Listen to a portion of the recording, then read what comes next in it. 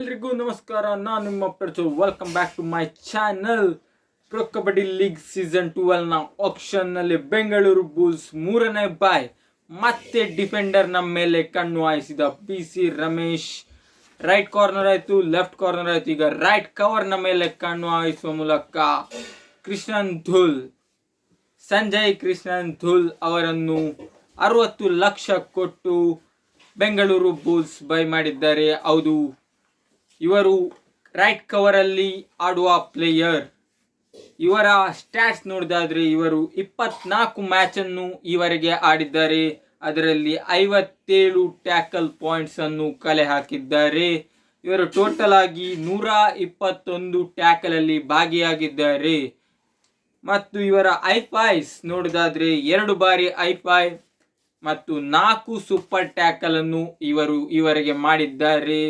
ಇವರ successful ಟ್ಯಾಕಲ್ಸ್ per match ನೋಡುವುದಾದ್ರೆ 2.2 ಅಂದರೆ ಸರಾಸರಿ 2 ಪರ್ ಮ್ಯಾಚ್ ಅಂತ ಹೇಳ್ಬಹುದು.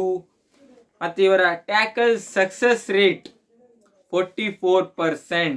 ಅಂದರೆ ಇವರು ಸಕ್ಸಸ್ ಆದದಕ್ಕಿಂತ ಅನ್ಸಕ್ಸಸ್ಫುಲ್ ಟ್ಯಾಕಲ್ ಅನ್ನೇ ಜಾಸ್ತಿ ಮಾಡಿದ್ದಾರೆ ಅಂತ ಈ ಮೂಲಕ ಹೇಳ್ಬೋದು. ಆದರೆ ಸಿ ರಮೇಶ್ ಇವರ ಮೇಲೆ ಯಾವುದೋ ಇವರದ್ದೊಂದು ಟ್ಯಾಕಲ್ ಅಥವಾ ಯಾವುದೇ ಒಂದು ಇವರ ಟ್ಯಾಕಲ್ ಶೈಲಿ ಇಷ್ಟ ಆಗಿ ಇವರನ್ನು ಬೈ ಮಾಡಿದ್ದಾರೆ.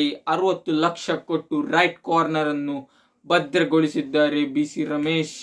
ಇವರ ಮೂಲಕ ಸಿ ರಮೇಶ್ ಯಾವ ರೀತಿ ಟ್ರೈನಿಂಗ್ ಅನ್ನು ಕೊಟ್ಟು ಬೆಂಗಳೂರು ಬುಲ್ಸ್ನ ಡಿಫೆಂಡರ್ಸ್ ಅನ್ನು ಭದ್ರ ಕೋಟೆಯನ್ನು ಕಟ್ತಾರೆ ಮತ್ತು ಬೆಂಗಳೂರು ಬುಲ್ಸ್ ಅನ್ನು ಈ ಸರಿ ಕಪ್ ಗೆಲ್ಲಿಸಿಕೊಡ್ತಾರ ನೋಡಬೇಕು. ನೆಕ್ಸ್ಟ್ ಬೈ ಯಾರು ನೋಡುವ. ಎಲ್ರಿಗೂ ನಮಸ್ಕಾರ.